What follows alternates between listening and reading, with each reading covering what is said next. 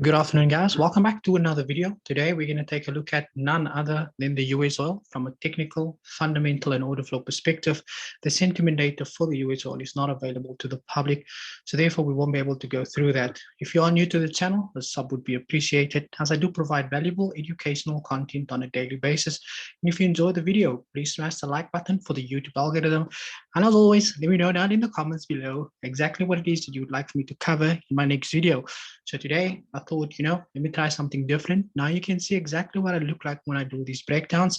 As you guys can see here behind me as well, that is my, sorry, that's my certificate from the FSCA to say that I'm regulated to offer the advice, advice or guidance, or just give you guys a guidance over here as well.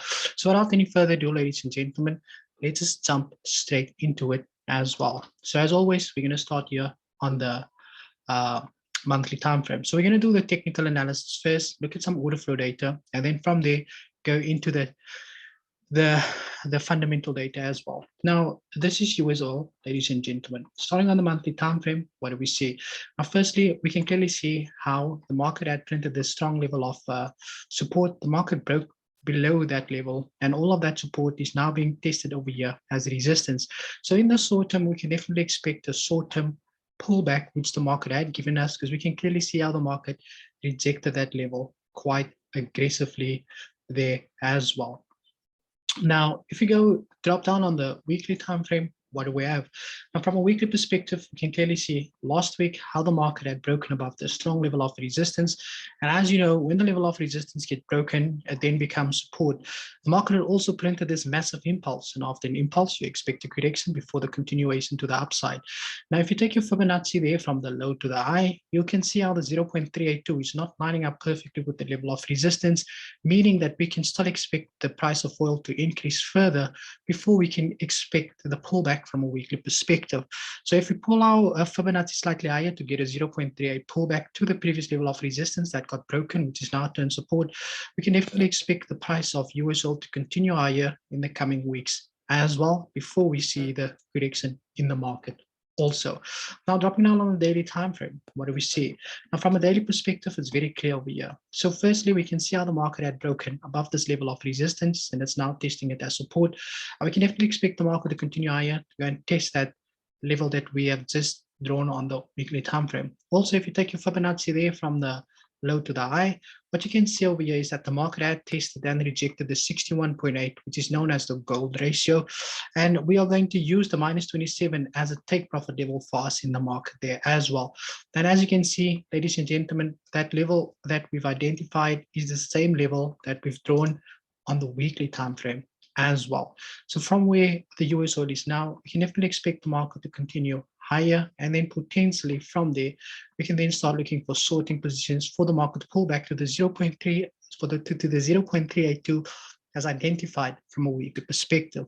Now, if you go and look at the order flow data to the commitment of traders, and this tells us what the big banks, hedge funds, and institutions are doing in the market. And we can see based on the last report, the hedge funds came in last week and they closed minus 4,704 of their buy positions. And we can clearly see last week there was some bearish momentum in the US oil as well. And this week we should get the new report by Friday, which should give us an indication that hedge funds had added more buy positions for going into the new week as well. So if you look at some fundamental data over here, it says here from CNBC, the market remains bullish on oil prices as it has since May 2020, when OPEC enacted mega cuts to its output, bringing oil from negative territory to a quite reasonable jump away from $100 per barrel, said Louise Dixon, senior oil market analyst at Rystad Energy. Now, firstly, we can see here, it says that oil prices topped 90% per barrel since 2014, meaning that the prices of oil is quite high at the moment, which is obviously expected because oil has been very underpriced since the coronavirus had struck. We also saw how this $90 per barrel oil had impacted people, especially in South Africa, because we are currently paying $20 20 Rand per liter for petrol here as well. So we're getting that knock as well. The worst thing that can happen is if the prices of oil keep increasing and the dollar increases in strength, because we know that the Federal Reserve is likely to hike interest rates at least 4 times this year, we could probably see the price of petrol in South Africa increase even further, depending on if the South African rand gets any stronger, which is a story for another day, because we do have our own economic problems that we are faced with, ESCOM being one.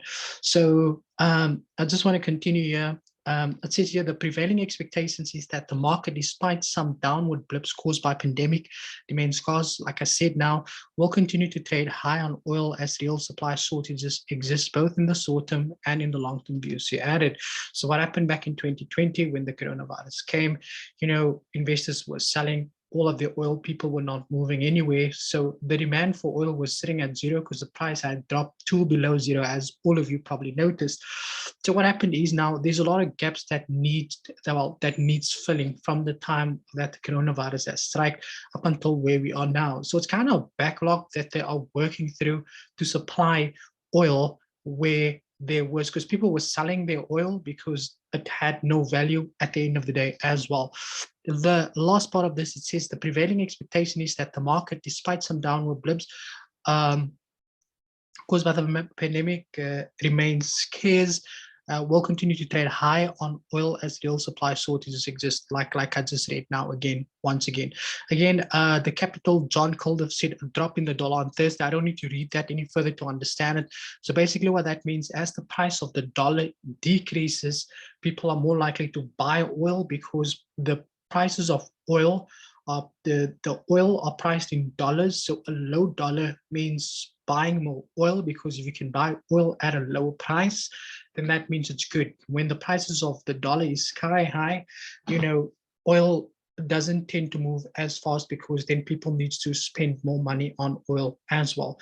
So coming back to the technical data, so the way that we are going to approach the situation from where we are now, we are going to look for some buying opportunities from where the market is now to about $94.32 a barrel. However, if the market gives us an indication that it does want to go lower, then that's exactly what we are going to do. We're just going to sift with the momentum as well. But as it stands now, this is how we're going to look for an opportunity from Usoil. And if you don't know how to take the trade from where we are now, because I'm sitting on the daily time frame, I've made a video on how you can enter the trades a couple of videos back. So just scroll through the other videos and you'll be able to find it on there as well. So now you know what I look like. Now you know how I talk when I make these videos as well. I want to say thank you for your time, and as always, cheers for years, ladies and gentlemen, and I hope you guys have a very good day. Thank you.